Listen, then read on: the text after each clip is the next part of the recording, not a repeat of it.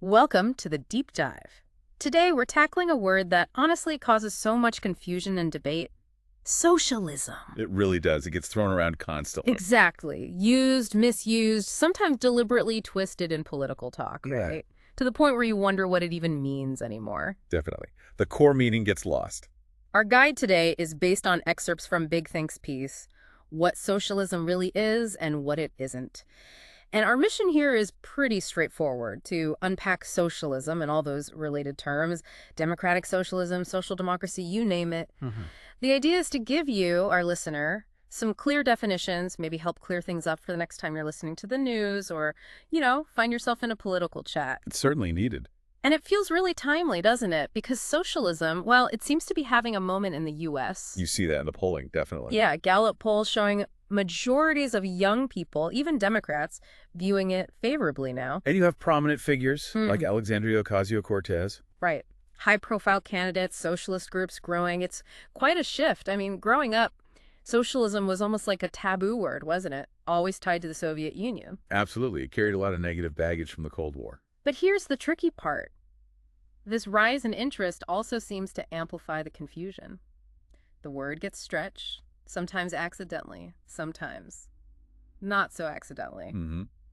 Purposeful misuse is common. And you add that to the whole history of red scares and red baiting in this country. Wow, those periods of intense anti-communist fear. Yeah, it really creates this distorted picture of what socialism actually is. It does. So let's try to cut through that noise. When we talk about socialism, what's the sort of foundational definition, the most basic level, and how does that stack up against capitalism? Okay, at its broadest, socialism is an economic system where the means of production are socially owned. The means of production. I mean, the things you need to make stuff. So raw materials, factories, machinery, that kind of thing. In socialism, society owns these collectively. Okay, so owned by society, not private individuals. Exactly. And that's the core difference from capitalism, where those means of production are privately owned. Right. Socially owned. Now, that phrase itself sounds like it could mean different things. Does it automatically mean the government owns everything? Because I think that's what many people jump to. That's a really important point. No, it doesn't automatically mean state ownership, although that is one interpretation. Okay. Socially owned can mean several things. For a long time in the 20th century, yes, the most common idea was owned by the government. We call that state socialism. State socialism, got it. But there are other ways to achieve social ownership that don't involve the state directly. Think about cooperatives, for example. Worker co-ops. Precisely. Where the workers own and run the business together. Or other kinds of worker-owned companies, or even communes. So it's definitely not just one single model. That makes sense. A spectrum of social ownership. So moving along that spectrum, let's talk about democratic socialism. That's the term we hear a lot now, especially in the U.S. context, right? Yes, it's very much in the spotlight. What makes it specifically democratic? How does it differ from that state socialism model? Well, democratic socialism still calls for the means of production to be socially owned, but the crucial addition is that this ownership involves a large degree of democratic management. So not just top-down control. Exactly. It's about things like worker cooperatives or maybe publicly owned enterprises where both the workers and the consumers have a say in how things are run. It emphasizes democracy at the workplace and in the economy. And politically, too. Absolutely. Yeah. A core principle is the demand for political democracy. It explicitly rejects authoritarian approaches, like the Soviet system. That's a key distinction. And we see this linked to actual people and groups. You mentioned Alexandria Ocasio-Cortez. Yes, she identifies as a democratic socialist. Jeremy Corbyn in the UK is another example. And wasn't the UK Labour Party historically more towards state socialism, but run by an elected government? That's broadly true, yes, though their platform has evolved over time.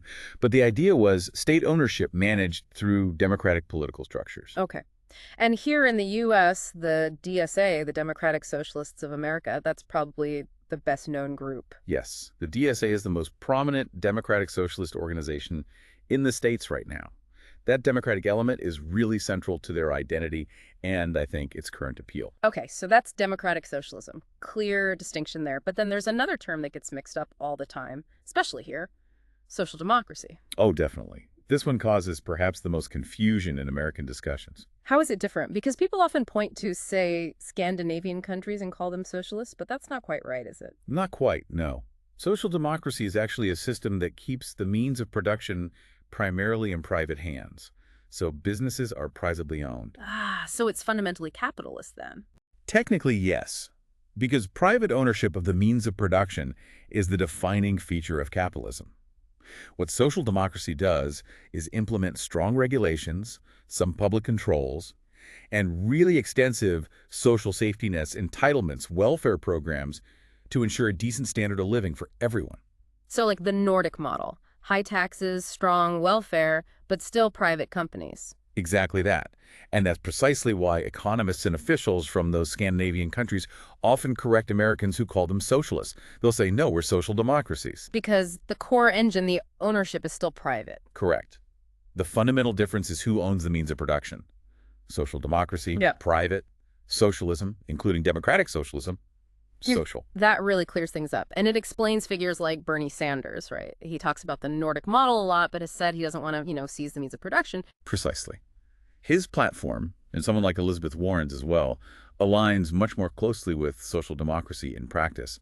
They want to regulate capitalism and expand social programs significantly, but not eliminate private ownership of industry. So most progressives in the U.S. today are actually social democrats, even if the labels get fuzzy sometimes. In practical terms, yes, that seems to be the case for the majority.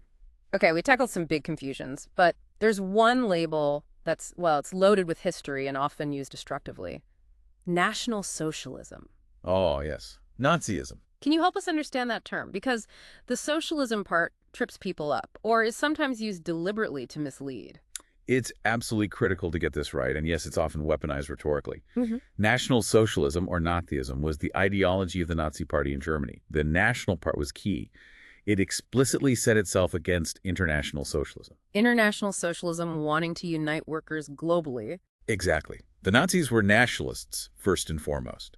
So ideologically, they were fundamentally opposed to the goals of democratic socialists or communists from the very beginning. But what about the socialism in their name?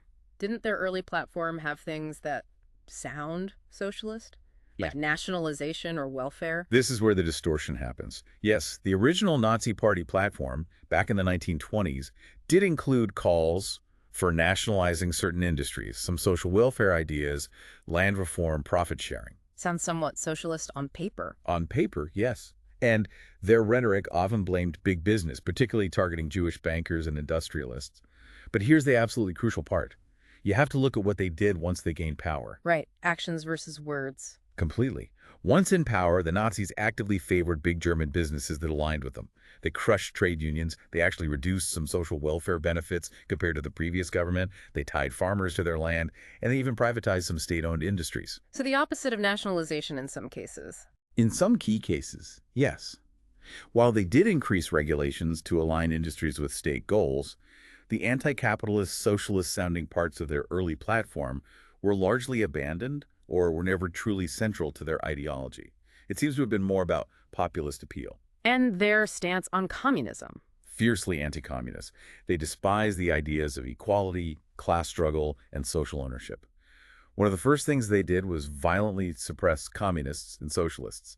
They crushed the left at the first chance they got. So concluding on Nazism. To be crystal clear, historians and political scientists overwhelmingly categorize Nazism not as a socialist ideology, but as a form of fascism. Any attempt to equate democratic socialists today with Nazis is historically inaccurate and, frankly, often a deliberate smear tactic. And of course, no serious political figure in America today advocates for Nazism. That's a vital clarification, thank you.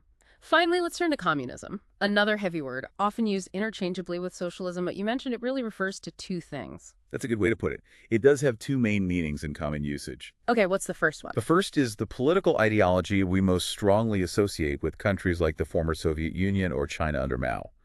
Officially, this is often called Marxism-Leninism. And what did that involve? It generally advocated for a dictatorship of the proletariat, essentially, a transitional state controlled by the working class, usually via a single communist party, leading to state control over the entire economy. The goal was to systematically eliminate capitalism and build towards a communist society. A very specific state-controlled model. Very specific, yes. Now, it's important to add a caveat. There are countless variations within communism. You'll find many communists, historically and today, who would strongly object to that definition, arguing the USSR wasn't real communism or that it betrayed the original ideals or didn't go far enough. It's complex. Understood. And the second meaning? The second meaning refers more to the theoretical end goal. It's a hypothetical future society that, according to Marxist theory, would emerge after socialism has done its work. In this final communist stage, social classes, the state itself, and even money would supposedly wither away. A stateless, classless, moneyless society. That's the ideal, yes. So communist parties and states, at least in theory, see themselves as working towards creating this ultimate communist society, using socialism as the transitional phase. Okay, so putting it all together, Yeah. what's the key takeaway here? How do communism and socialism relate? This is probably the most important distinction to grasp. All communists are considered socialists because they advocate for social ownership of the means of production as a necessary step. Right, that's the shared foundation. But, and this is the crucial part, not all socialists are communists. Many socialists completely reject the authoritarian, single-party state model of Marxism-Leninism. They might be democratic socialists or favor other non-state models. And many socialists don't necessarily believe that final utopian communist society is achievable or even desirable. So socialism is the broader category, and communism, especially the Marxist-Leninist kind, is a specific and often controversial type within that category. Exactly. That distinction gets blurred constantly in public debate, but it's fundamental. And like with Nazism, are there major communist figures in U.S. politics today? No, not in mainstream American politics. There are certainly small communist parties and organizations that exist, but they don't hold significant political power or influence nationally. Wow. Okay, this has been incredibly helpful. We've really picked apart these terms: socialism, democratic socialism, social democracy, national socialism, communism. Getting those definitions straight feels essential. It really is. When you think about how these words are used and misused in the news and political campaigns, having that clarity is, I think, invaluable. It cuts through so much of the noise and, frankly, the deliberate confusion sometimes. Absolutely. Understanding the history and the actual meanings helps you analyze what's really being said or what's being avoided when people use these labels. It allows for a much more informed perspective. So here's something to think about as we wrap up. Now that you have these clearer distinctions in mind, how might you listen to the news differently or approach those political discussions? What deeper layers might you notice when these powerful words are deployed?